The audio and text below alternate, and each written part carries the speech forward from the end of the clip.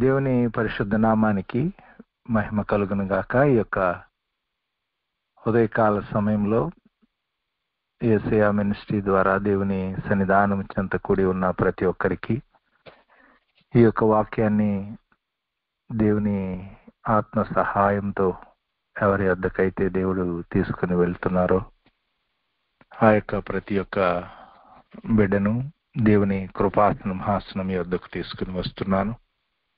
నా యొక్క ప్రత్యేకమైనటువంటి కృతజ్ఞతలు దేవునికి తెలియచేస్తున్నాను. మన యొక్క జీవితాల్లో మనకేదైతే దేవుడు యేసుక్రీస్తు వారి ద్వారా అనుగ్రహించాడో అది మనకి తెలియబడినట్లయితే మనము దానిని దేవుని యొక్క ఆత్మ సహాయంతో మన జీవితాల్లో మనం అప్లై చేయటానికి మనము ఒక శక్తివంతులుగా నిలబడగలుగుతాం. ఒకసారి రష్యా దేశంలో ఒక ఆరాధన కొరకు ఒక బిడ్డ వెళుతూ ఉంటే, ఎక్కడికి వెళుతున్నావమ్మా అని అడిగితే అబద్ధము చెప్పాలి, వాళ్ళకి నిజం చెబితే వాళ్ళు జైల్లో పడేస్తారు. అలాంటి పరిస్థితుల్లో ఆ బిడ్డ ఒక్క నిమిషం చిన్న ప్రార్థన చేసుకుని ప్రభువా నాకు సహాయం చేయమని అడిగితే దేవుడు ఆవిడ హృదయంలో ఇచ్చిన మాట ఏమిటంటే, చాలా సంవత్సరాల క్రిందట మాకొక పెద్ద అన్నయ్య ఉండేవాడు. ఆయన మా కొరకు అనేకమైనటువంటి ఆస్తులు సంపాదించి పెట్టి ఆయన చనిపోయాడు. చనిపోతూ ఒక వీలునామా రాసిచ్చి చనిపోయాడు. ఆ వీలునామా చదువుతున్నారు. దాంట్లో నాకు ఏమైనా వాటా ఉందేమో అని నేను తెలుసుకుంటానికి వెళుతున్నాను అని ఆ యొక్క సహోదరి అడిగినటువంటి ఆ పోలీసు వారికి సాక్ష్యం ఇచ్చిందంట. దేవుని సన్నిధానం చెంత మన యొక్క జీవితాల్లో యేసుక్రీస్తు వారు నిజంగా మనకి ఒక పెద్దన్న. ఆయన మన కొరకు మన పితరుడైనటువంటి ఆదాము దేనినైతే పోగొట్టుకున్నాడో మరలా తిరిగి మన జీవితాల్లో దానిని సంపూర్ణంగా మనం పొందుకొనటానికి ఆయన ఈ లోకానికి దిగివచ్చి కడపటి ఆదాముగా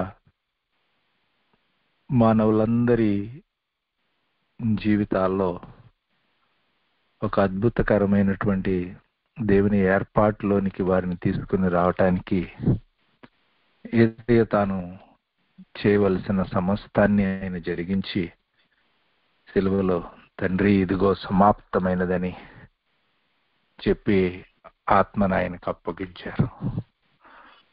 అలాగూ యేసుక్రీస్తు వారు మన కొరకు ఏమేమి మన జీవితాల్లో మనము పొందుకొనవలసినటువంటి వాటిని ఆయన మన కొరకు ఆత్మ సంబంధమైనటువంటి ఆస్తిని సమకూర్చి పెట్టారో అది మనము గుర్తిరిగి మనము దానిని మన యొక్క జీవితాల్లో పొందుకొనటానికి మనము సిద్ధపడినప్పుడు దేవుడు అద్భుతకరమైనటువంటి కార్యాలను మన జీవితాల ద్వారా ఈ లోకానికి కనపరుస్తాడు. ఎందుకనంటే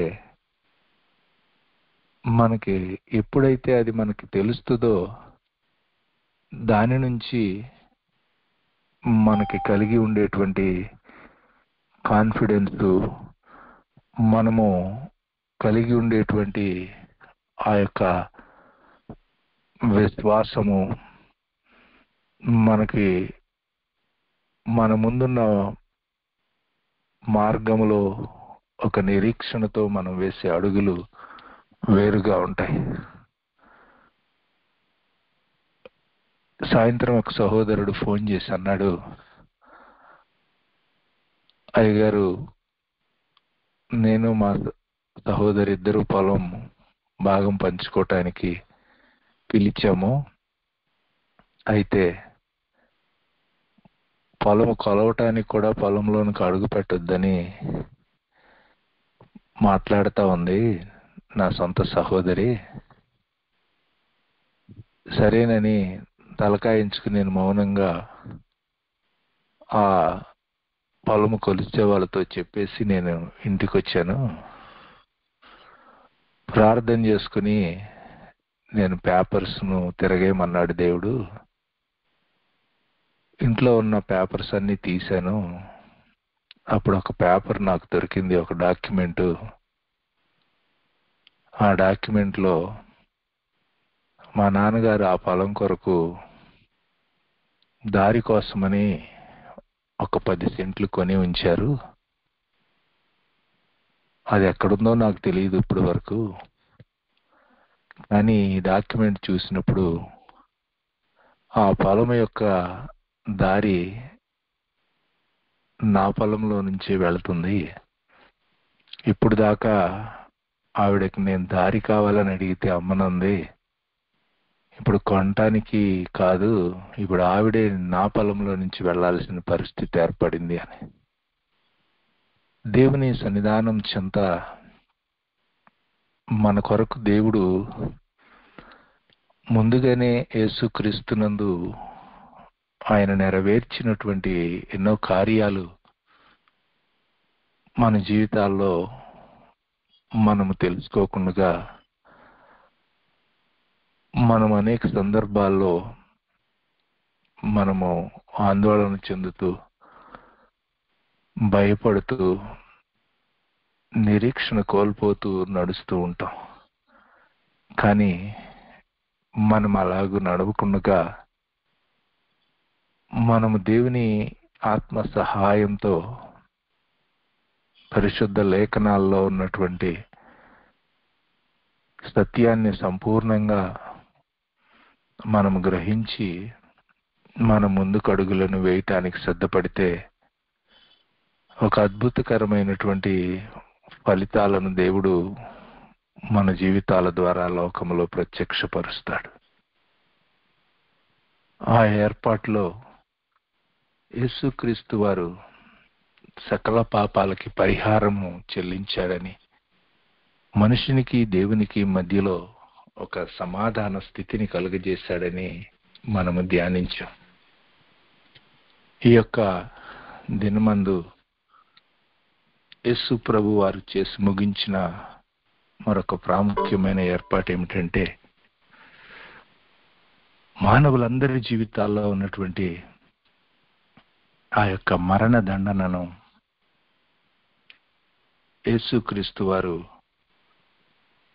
తనకు తానే తన జీవితంలో ఆయన మరణించి మానవులందరి మీద ఏలుబడి చేస్తున్నటువంటి ఆ మరణం యొక్క బలము కలిగిన అధికారాన్ని ఆయన మరణము ద్వారానే నశింపజేశాడు. మనము దేవుని జీవము కలిగిన మార్గంలో మనం అడుగులను వేయటానికి ఆనాడు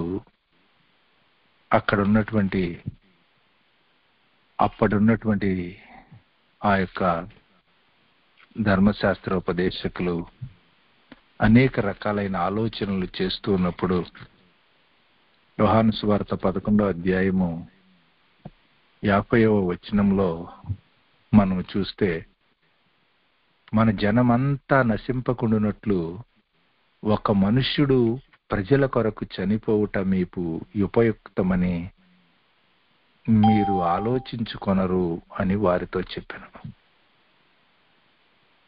ఆ కైప ఆ సంవత్సరంలో ఉన్నటువంటి ఆ ప్రధాన యాజకుడై ఉండి ఆ ప్రధాన యాజకుడే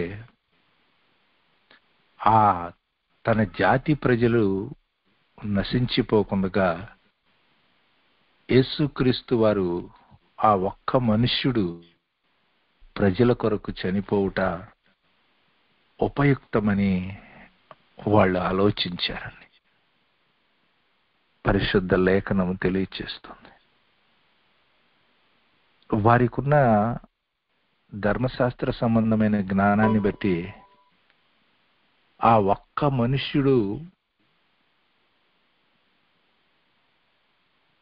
ప్రజలందరి కొరకు ఆయన ఒక్కడు చనిపోతే ఈ ప్రజలందరూ వాళ్ళ జాతి అంతా నశించిపోకుండా ఉంటది అని. కానీ అపోస్తలుడైనటువంటి పౌలు గారు యేసుక్రీస్తు వారి యొక్క మరణాన్ని ధ్యానిస్తూ ఆయన అరేబియా ఎడారిలో దేవుని సన్నిధిలో దేవుని ఆత్మ సహాయంతో ఆయన ప్రత్యక్షతను ఆ శిలువ కార్యాన్ని చూస్తూ ఉన్నప్పుడు ఆయనకి అర్థమైంది ఏంటంటే హెబ్రీ పత్రిక 2వ అధ్యాయం 9వ వచనంలో దేవుని కృప వలన ఆయన ప్రతి మనుష్యుని కొరకు మరణము అనుభవించినట్లు దూతల కంటే కొంచెము తక్కువగాడుగా చేయబడిన యేసు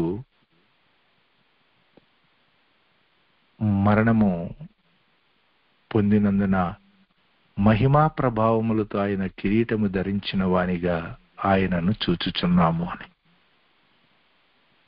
మన యొక్క జీవితాల్లో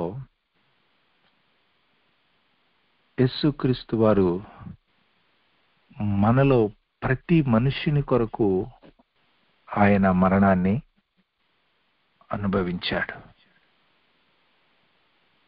మనము అర్హత కలిగిన వారమనో యోగ్యత కలిగిన వారమనో ఆయన మన కొరకు మన పక్షంగా ఆయన తనను మరణానికి అప్పగించుకోలే. రోమాపత్రిక 5వ అధ్యాయం 6-8 వచనాల్లో మనం చూస్తాం. మనము బలహీనులమై ఉన్నప్పుడు, మనం అనీతిమంతులమై ఉన్నప్పుడు, మనం ఇంకా పాపులమై ఉన్నప్పుడు మన యొక్క జీవితాల్లో దేవుని కృప మన ఎడల ప్రత్యక్షపరచబడి ప్రతి మనుష్యుని కొరకు ఆయన మరణం అనుభవించారు. మన యొక్క మార్గాల్లో ఎప్పుడైతే దీనిని మనము క్రియాపూర్వకంగా మన జీవితాల్లో మనం అడుగులు వేస్తూ హెబ్రీ పత్రిక 2:9 మన యొక్క విశ్వాస జీవిత ప్రయాణంలో ఆయన జీవము కలిగిన ఆత్మకార్యాన్ని దేవుడు జరిగించటానికి మనము ప్రభు సన్నిధానం చెంత మనం అప్పగించి ప్రార్థిస్తూ ఉంటే మన యొక్క విశ్వాస యాత్రలో దేవుడు తన యొక్క జీవము కలిగిన ఆత్మ కార్యాలను జరిగిస్తారు. అందుకే పౌలు గారు కొరింథీయులకు రాసిన 2వ పత్రిక 5వ అధ్యాయము 14వ వచనంలో ఆయన చెబుతున్న మాటను మనం చూస్తాం.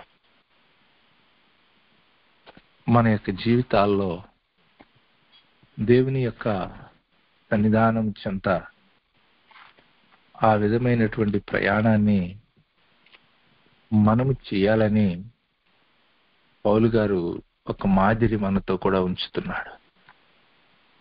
క్రీస్తు ప్రేమను బట్టి మన యొక్క జీవితాల్లో అందరి కొరకు ఒక్కడు మృతి పొందెను గనుక అందరము కూడా మృతి పొందితిమనియు జీవించు వారిక మీదట తమ కొరకు కాక తమ నిమిత్తము మృతి పొంది తిరిగి లేచిన వారి కొరకై జీవించుటకు ఆయన అందరి కొరకు మృతి పొందిననియు నిశ్చయించుకొనుచున్నాము. ఆమేన్. మన యొక్క జీవితాల్లో యేసుక్రీస్తు వారు అందరి కొరకు మరణదండను అనుభవించి మనలో ప్రతి ఒక్కరి నిమిత్తము ఆయన తాను మరణాన్ని పొంది మనల్ని ఆయనకు మహిమకరంగా జీవించటానికి మనకి ఆయన అనుగ్రహించినటువంటి ఆ జీవము,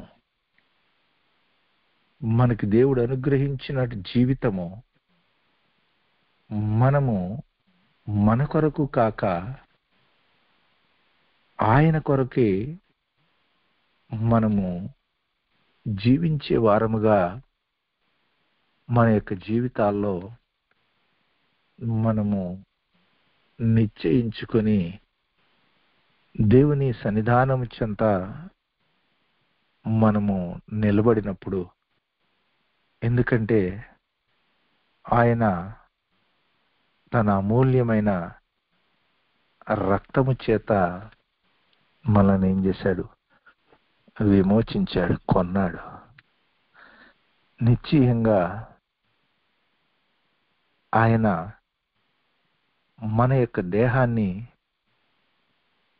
దేవుని చేత మనకు అనుగ్రహించబడినటువంటి ఒక పరిశుద్ధ దేహముగా, ఏ మంచి లేనటువంటి మన యొక్క జీవితాల్లో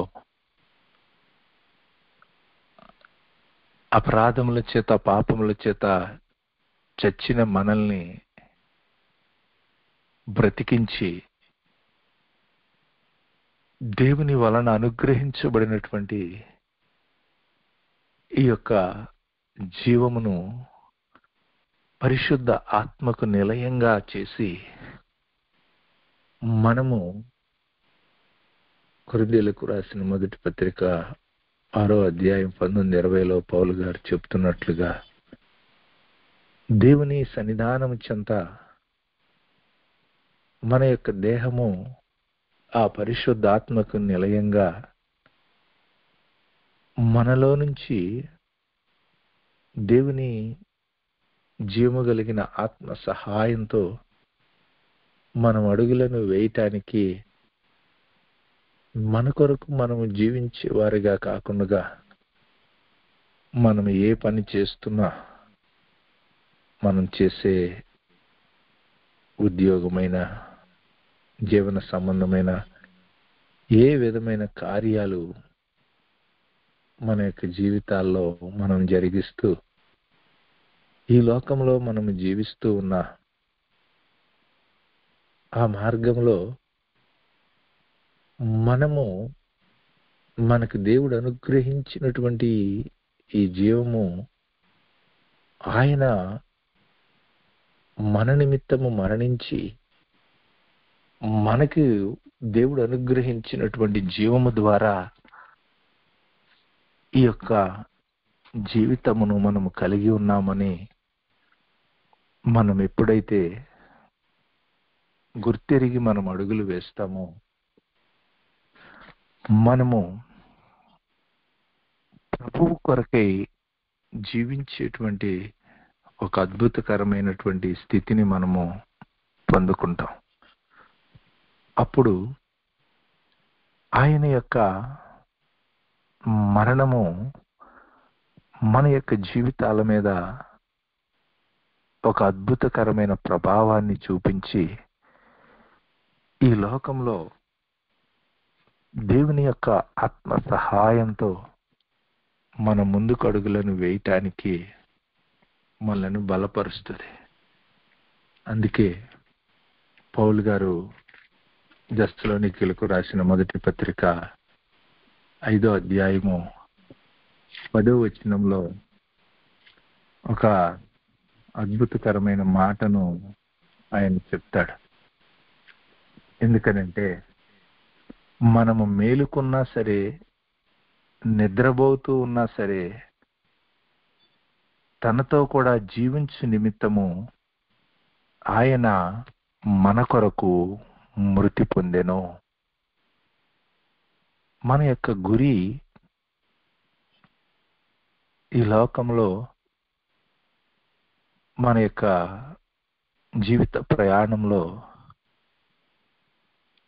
ఆయన మన కొరకు మృతి పొందినటువంటి ఒక ప్రాముఖ్యమైన స్థితి, మనము ఆయనతో కూడా జీవించేటువంటి వారంగా ఉండాలని. ఇలాగూ భూమి మీద ఇంకా ఏ దేవుళ్ళు, దేవతలు, గురువులు, బాబాలు అనబడిన వారెవ్వరూ కూడా ఆయనతో కూడా జీవించేటువంటి ఏర్పాటులోనికి ఏ మనిషిని తీసుకుని వెళ్ళటానికి శక్తి కలిగిన వారు లేరు. కేవలము ప్రభువైన యేసుక్రీస్తు వారు ఒక్కరేని మనకు తెలుసు. మనం అలాగూ పౌలు గారు అందుకే ఇదిగో ఆయన మనలను లేపి క్రీస్తు యేసుతో కూడా ఆయన కుడి పార్శ్వమందు మనలను కూర్చుండబెట్టారని ఎఫెసీ 2:9 పౌలు గారు చెప్తారు. మన యొక్క జీవితాల్లో మన యొక్క గురి దేవుడు అనుగ్రహించిన ఆత్మ సంబంధమైనటువంటి ఆ మెట్టు. ఆ స్థితిలోనికి వెళ్ళటానికి యేసుక్రీస్తు వారు మనకు కావలసినటువంటి ఆ జీవాన్ని ఇవ్వటానికి ఆయన మన నిమిత్తము తాను మరణము పొంది ఆ సమృద్ధి అయిన జీవమును మన కొరకు సిద్ధపరిచారు. మనము ఆయన కొరకు జీవిస్తూ ఉంటే మనలో ఆ జీవము దినదినము ప్రతి ఒక్క అవయవములో ఆ జీవం ప్రత్యక్షపరచబడుతుంది. మన దేహము ఆ పరిశుద్ధాత్మకు నిలయముగా ఉంటే ఆ అద్భుతకరమైనటువంటి ఆ జీవాత్మ మనిషి దేహములో ఉన్నటువంటి ప్రతి అవయములో ఉన్నటువంటి ఆ మరణము యొక్క బలము కలిగిన అధికారాన్ని ఎముకలు, కీళ్లు, మూలుగలు విభజించినంత మట్టుకు వెళుతూ ఒక అద్భుతకరమైనటువంటి జీవముతో మన దేహాన్ని సిద్ధపరుస్తుంది. ఎప్పుడైతే అలాగూ మనం సిద్ధపడతామో అప్పుడు మన ఎదుట ఏ విధమైనటువంటి సింహపు బోన్లున్నా, ఏ విధమైనటువంటి ఆ యొక్క భయంకరమైనటువంటి అగ్ని గుండాలు ఎదురుగా ఉన్నా మనము ఏ మాత్రం కూడా మన ఎదుట అభ్యంతరకరంగా ఉన్న పరిస్థితుల వైపుకు చూడకుండా ఆయన జీవము కలిగిన వాక్యానికి అనుగుణంగా మనము జీవించడానికి మనలను మనము సిద్ధపరచుకుని అడుగులు వేయగలుగుతాం. అప్పుడు మన యొక్క జీవితాల్లో ఆ మానవుడు ఎదుర్కొంటున్నటువంటి ఆ సాతాను యొక్క దాస్యము అంటే మరణ భయము చేత దాస్యములోనికి వెళ్ళిపోయినటువంటి ఆ పరిస్థితి ఉన్నది చూసారా, దాని నుంచి ఒక అద్భుతకరమైనటువంటి విడుదల మనకు దొరుకుతుంది. యేసు ప్రభు వారు చేసిన మరొక అద్భుతకరమైన కార్యం అది. ఆ మానవుల జీవితాల్లో ఉన్నటువంటి ఆ సాతాను యొక్క దాస్యం నుంచి ఆయన ఏం చేశారంటే మనల్ని వెల ఇచ్చి విడిపించాడు. సాతానుతో ఆయన పోరాడి వాడిని ఓడించి విడిపించలేదు. అందుకే కడపట నశింపజేయబడు శత్రువు మరణము అని కొరింథీయులకు రాసిన మొదటి పత్రిక 15వ అధ్యాయంలో పౌలు గారు చెప్తాడు. యేసయ్య మరణించిన ఇంకా మానవ జీవితాల మీద ఎందుకండి మరణం ప్రభుత్వం చేస్తుంది అని మనము అనుకుంటే, ఇది మనకు తెలుసు, ఈ యొక్క మంటి దేహం మంటికి వెళ్ళిపోయేటువంటి స్థితి. దేవుని యొక్క ఆత్మను దేవుడు భద్రపరిచి మానవ జీవితాల్లో ఉన్నటువంటి ఆ సాతాను యొక్క దాస్యము నుంచి మానవుని వెల ఇచ్చి విడిపించాడు. అందుకే అమూల్యమైన రక్తము చేత మీరు విడిపించబడితరని మీరు ఎరుగరా అని ఆ ఆదిమ సంఘముతో పేతురు గారు 1:19 తెలియచేస్తారు. మన యొక్క జీవితాల్లో ఎన్నో సందర్భాల్లో ఒక విశ్వాసి చేసేటువంటి ఒక భయంకరమైనటువంటి పరిస్థితి ఏంటంటే, తెలియకుండా ఈ లోక సంబంధమైన అధికారి వేసేటువంటి ఆ దాస్యములోనికి విశ్వాస జీవితంలో చాలా మంది వెళ్ళిపోతూ ఉన్నారు. మనము గుర్తెరగాలి, పౌలు గారు రోమాపత్రిక 14వ అధ్యాయము 7 నుంచి 9 వచనాల్లో ఆయన చెబుతున్న మాటని మనం చదువుతూ ఉంటే, మనలో ఎవ్వడు తన కోసమే బ్రతకడు, ఎవ్వడును తన కోసమే చనిపోడు. ఈ విధమైనటువంటి ఒక నిశ్చయత ఒక విశ్వాసి జీవితంలో ఎప్పుడైనా సాతాను అధికారము క్రింద ఉన్నప్పుడు ఆ మనిషి జీవితంలో అది ఉండదు. కానీ ఎప్పుడైతే ఈ లోక సంబంధమైన అధికారి అయిన సాతాను యొక్క దాస్యము నుంచి విడుదల పొందుతాడో అప్పుడు మనము మన కోసమే బ్రతికేటువంటి పరిస్థితిని కానీ, ఒకవేళ మన కోసమే చనిపోయేటువంటి స్థితిని కానీ ఇంకా మన జీవితాల్లో కలిగి ఉన్నాం. మనము బ్రతికినా సరే ఆ ప్రభువు కోసమే బ్రతికే వారంగా, చనిపోయినా సరే ఆ ప్రభువు కోసమే చనిపోయే వారంగా ఉంటాం. ఎందుకంటే మన మీద ఈ లోక సంబంధమైన అధికారి అయిన సాతాను యొక్క ఆ అధికారము మన మీద ఏమాత్రం ప్రభుత్వము చేయటం లేదు. ఎందుకంటే మనము ప్రభువు వారమై ఉన్నాం. ఆయన మనల్ని వెల ఇచ్చి కొనుక్కున్నాడు. కాబట్టి మన యొక్క జీవితాల్లో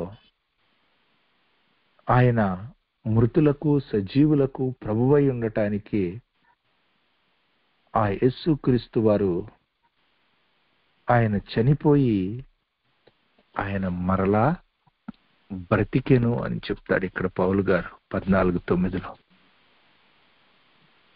మనము మన యొక్క జీవితాల్లో సాతాను యొక్క దాస్యము నుంచి విడుదల పొంది మనమేమి చేయాలి అనంటే, ప్రభువు కోసం బ్రతికే వారంగా, ప్రభువు కోసమే చనిపోయే వారంగా నిలబడినప్పుడు సాతాను అలాంటి ప్రజల ఎదుట నిశ్చయంగా ఓడిపోయేవాడిగా, అలాంటి ప్రజల పాదాల క్రింద సాతానుని శీఘ్రంగా మన ప్రభువు చితక త్రొక్కించేవాడిగా ఉన్నాడు. ఎందుకనంటే యేసుక్రీస్తు వారి ద్వారా దేవుడు సాతానుకు చేసిన ఛాలెంజ్ అదే. నా కుమారుడు నీతో యుద్ధం చేయవసరం లేదు, నువ్వు నా కుమారుడితో యుద్ధం చేసేటువంటి స్థాయి కలిగినటువంటి వాడివి కాదు. ఇదిగో నా కుమారుడు విమోచించినటువంటి ఆ బిడ్డల ద్వారా నిన్ను ఓడిస్తా. నీవు దాస్యములో చెరపట్టినటువంటి నా యొక్క బిడ్డల ద్వారా నీ దాస్యము నుంచి విడిపించి నిన్నే ఓడించేటువంటి వ్యక్తులుగా వారిని నీ ఎదుట నిలబెడతా అని ఆనాడు దేవుడు ఈ లోక సంబంధమైన అధికారితో సవాల్ చేస్తున్నాడు. మన యొక్క జీవితాల్లో ఆ విధంగా యేసు క్రీస్తు వారు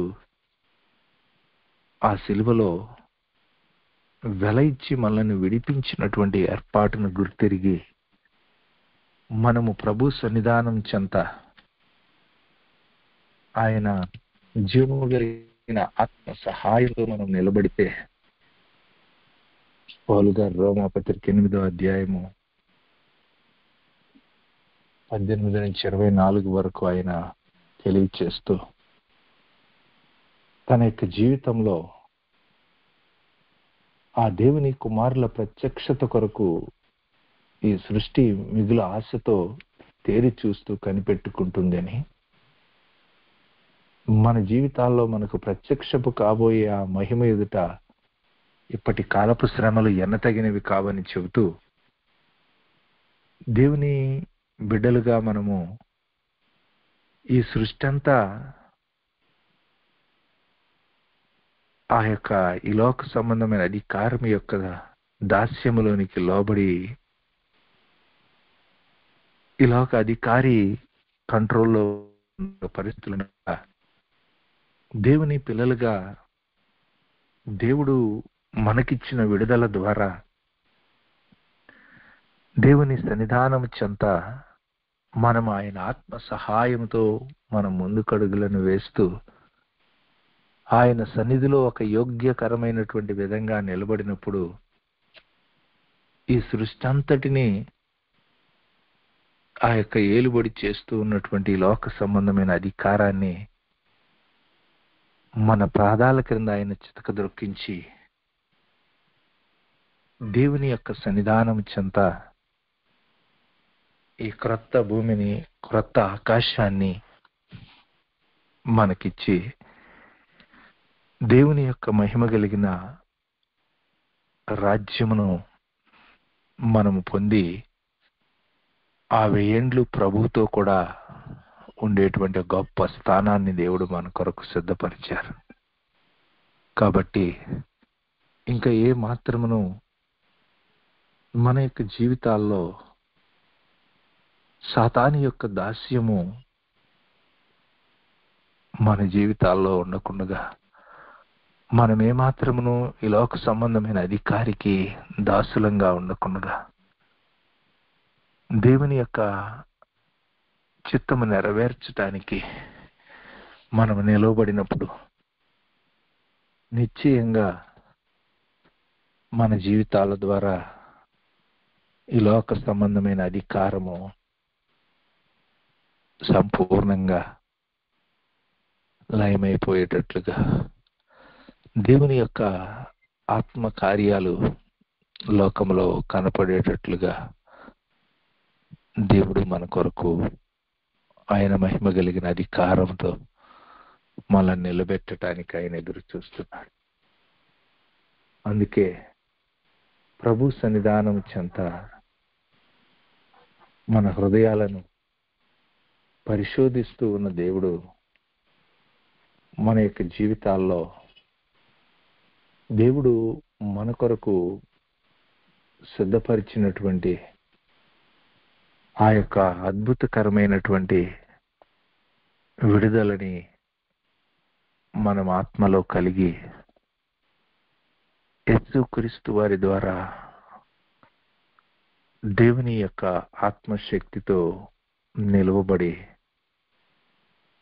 శీఘ్రముగా సాతాను యొక్క అధికారాన్ని దేవుని ఆత్మ కార్యాల ద్వారా మన పాదాల క్రింద చితకద్రొక్కిస్తూ మనల్ని ముందుకు నడిపించాలని ప్రభు కోరుతున్నాడు.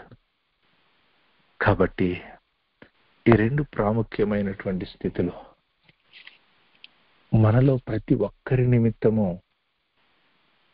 మరణదండనను యేసుక్రీస్తు మన జీవితాల కొరకు ఆయన పొంది నిశ్చయంగా మనల్ని ఆయన కొరకు జీవించేటట్లుగా చేశాడు. సాతాను యొక్క దాస్యము నుండి వెల ఇచ్చి మనల్ని విడిపించాడు. ఇంకా మరలా మనము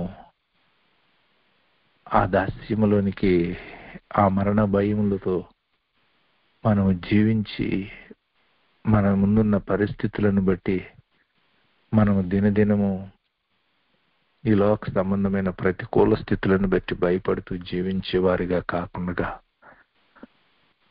ఆయన చిత్తాన్ని నెరవేర్చడానికి ఆయన సన్నిధానము చెంత భయభక్తులతో మనం దినదినము ఆ ప్రభువుని సంతోషపెట్టేవారిగా, ఆయన మన యజమానుడు గనుక ఆయన యొక్క చిత్తం ఎరిగి నిశ్చయంగా ఆయనకు మహిమకరంగా మన చుట్టూ ఉన్నటువంటి ఆయన దాసులంగా మనము ఆయన ఇచ్చిన ఆహారాన్ని ఈ లోకంలో అనేక మంది జీవితాల్లో పంచిపెట్టే వారంగా, ఈ లోకంలో ఆ నిర్జీవ స్థితుల్లో ఉన్నటువంటి ప్రజలకి ఆయన జీవాహారంగా తనను తాను అప్పగించుకొని ఉండగా మనము ఆ సమృద్ధి అయిన జీవముతో మనము నిలవబడి మన ద్వారా ఆ జీవాన్ని ఈ లోకంలో అనేక మందికి పంచిపెడుతూ ఆ యేసుక్రీస్తు వారు మన కొరకు జరిగించినటువంటి ఒక అద్భుతకరమైన విమోచన కార్యాలను మనం క్రియాపూర్వకంగా ఈ దినాల్లో మనం అడుగులను వేస్తూ నడుద్దాం. ప్రభు తన యొక్క ఆత్మశక్తినిచ్చి మరణం యొక్క బలము కలిగిన అధికారాన్ని మరణము ద్వారానే నశింపజేసిన ప్రభు, సాతాను యొక్క దాస్యము వెల ఇచ్చి విడిపించినటువంటి ప్రభు, ఆయన అమూల్యమైన రక్తాన్ని మనము చేతబట్టుకొని అపవాది యొక్క క్రియలను లయపరుస్తూ ఆయన మహిమ కలిగిన ఆత్మ సహాయంతో మనం ముందుకు అడుగులు వేద్దాం. ప్రభు మన జీవితాల ద్వారా ఈ లోకంలో తన మహిమను వెల్లడిపరుచుకుంటూ తన జీవాన్ని అనేక జీవితాల్లోనికి సమృద్ధిగా పంపించి ఆయన గొప్ప కార్యాలను జరిగించునుగాక. ఆమేన్. అత్యంత కృపయు విశేషమైన కనికరమును కలిగిన తండ్రి, మీకు వందనాలు. మీరిచ్చిన మరొక శ్రేష్టమైన సమయాన్ని బట్టి తండ్రి, నీ సన్నిధిలో మేము సమకూడి నీ ప్రియ కుమారుడు మా రక్షకుడైన యేసుక్రీస్తు వారి ద్వారా మానవ జీవితాల్లో నీవు చూపించిన మహోపకార్యాలను మేము క్రియాపూర్వకంగా మా జీవితాల్లో మేము నాయనా అనుభవించడానికి దానిని నాయనా మేము వ్యక్తిగతంగా మా జీవితాల్లో నాయనా మేము ఆచరణలో నీ యొక్క ఆత్మ సహాయంతో అడుగులు వేయగలగటానికి ప్రతి బిడ్డను మీరే మీ ఆత్మతో బలపరిచి ఆ ఎండిన ఎముకల లోయలో ఎలాగునానైనా నీ ఆత్మ సహాయంతో యెజ్కేలు నడిచాడు, అలాగునానైనా మా చుట్టూ అపరాధముల చేత పాపముల చేత చచ్చిన స్థితిలో ఉన్నటువంటి ఈ యొక్క సమాజం ఎదుట నీ జీవము కలిగిన ఆత్మ సహాయంతో మేము అడుగులను వేస్తూ, నీవు నాయన ప్రతి ఒక్కరి నిమిత్తము మరణించావని, నిశ్చయంగా ఆ జీవము ప్రతి ఒక్క బిడ్డ జీవితంలో ప్రవహించగలగటానికి నీ యొక్క జీవాత్మతో నాయన నా తండ్రి నీ సన్నిధిలో నాయన ముందుకడుగులను వేయటానికి నీవే అంత్యకాలంలో ప్రతి ఒక్క బిడ్డను సమృద్ధి అయిన నీ ఆత్మతో నింపి నడిపించండి. ప్రతి విధమైన సాతాను యొక్క దాస్యము నుంచి నాయన నా తండ్రి నీవు నాయన విమోచించిన ప్రజలను నాయన నీ సన్నిధిలో నీ ఆత్మ ద్వారా నిలబెట్టినట్లు కృప దయచేయమని ప్రతి ఒక్క బిడ్డ తమ వ్యక్తిగత జీవితంలోనూ తన ఎదుటున్నటువంటి తన చుట్టూ ఉన్నటువంటి నాయన ప్రజల జీవితాల్లోనూ అట్టి నీ జీవము కలిగిన ఆత్మ కార్యాలను కనపరుస్తూ జీవించటానికి కృప దయచేయమని మహిమ మీరు తెచ్చుకోనమని యేసుక్రీస్తు వారి శ్రేష్టమైన నామమున అడిగి పొంది ఉన్నాం తండ్రి. ఆమేన్. మన తండ్రి అయిన దేవుని యొక్క ప్రేమ, ఆయన ప్రియ కుమారుడు మన రక్షకుడు త్వరలో రానైన యేసుక్రీస్తు వారి కృప, పరిశుద్ధాత్మ దేవుని యొక్క ఆదరణ సహవాసం ఇలాగూ ప్రభువైన యేసు కొరకు జీవిస్తూ ఉన్న వారికి, కూడిన మనకును మన కుటుంబాలకు, యేసయ్య మినిస్ట్రీకి ప్రభు రాకడ పర్యంతము తోడయుండి బలపరిచి ఆయన మహిమ కార్యాలను లోకంలో ప్రత్యక్షపరచును గాక. ఆమేన్. ఆమేన్.